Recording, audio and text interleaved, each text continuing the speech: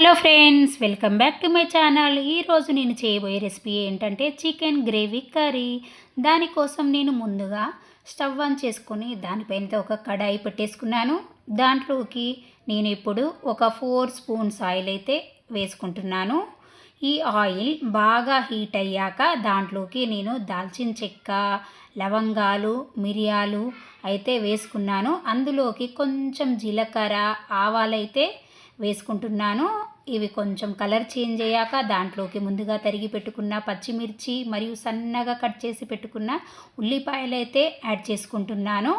ఇవి బాగా కలిపి గోల్డెన్ బ్రౌన్ కలర్ వచ్చే వరకు మీడియం ఫ్లేమ్లో అయితే మనం ఫ్రై చేసుకోవాలి. చూడండి, బాగా ఫ్రై అవుతున్నాయి.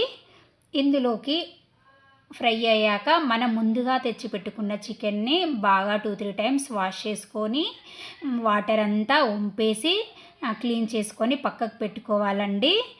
చూడండి, ఇప్పుడైతే ఉల్లిపాయ బాగా ఫ్రై అయింది. దాంట్లోకి క్లీన్ చేసి పెట్టుకున్న చికెన్ అయితే వేసుకుంటున్నాను.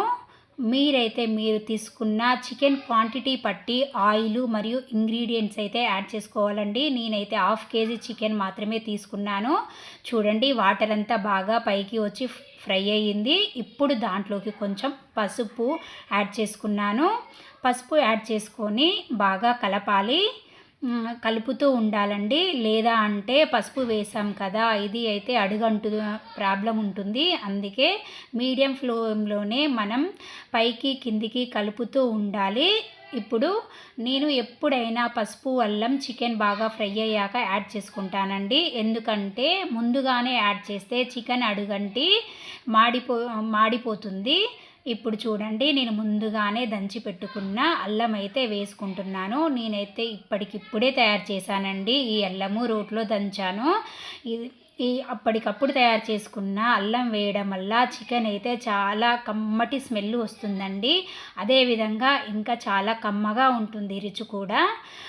ఇప్పుడైతే మూత పెట్టేసి ఒక 2 minutes బాగా ఫ్రై అవ్వనిద్దాం. చూడండి, చాలా బాగా ఫ్రై అయ్యింది. చికెన్లో ఉన్న వాటర్ అంతా ఇంకిపోయింది. ఇప్పుడు దీంట్లోకి నేను ఒక 2 స్పూన్ల కారం అయితే యాడ్ చేసుకుంటున్నాను.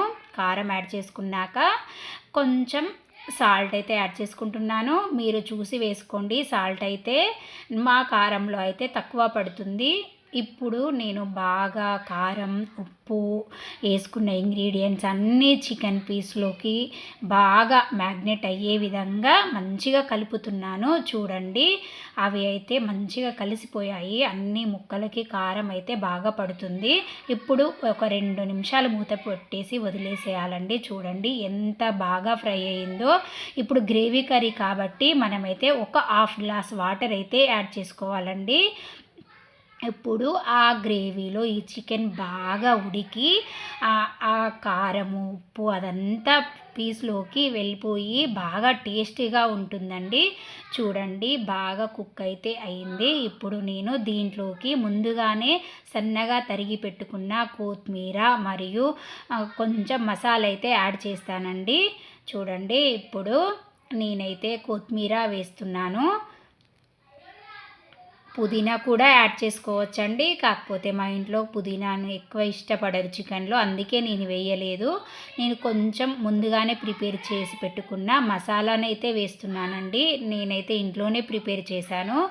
మీ దగ్గర కొన్నది లేదా ఇంట్లో చేసింది ఉంటే మీరు వేసుకోవచ్చు.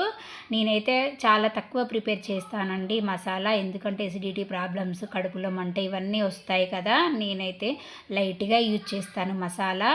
చూడండి, గ్రేవీ ఎంత బాగా వచ్చిందో చిక్కగా. ఈ కర్రీ అయితే చపాతీలోకైనా, వైట్ రైస్లోకైనా, బగారా రైస్లోకైనా చాలా బాగుంటుందండి. నా చికెన్ కర్రీ కనుక మీకు నచ్చినట్లయితే please friends like my video and share this video and subscribe my channel. Please friends subscribe my channel.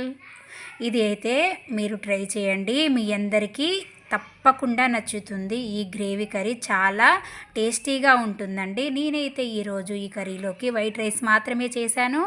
మా పిల్లలు చూడండి, ఈ చికెన్ కర్రీతో వైట్ రైస్ని ఎంజాయ్ చేస్తూ తింటున్నారండి. Bye friends, please subscribe my channel.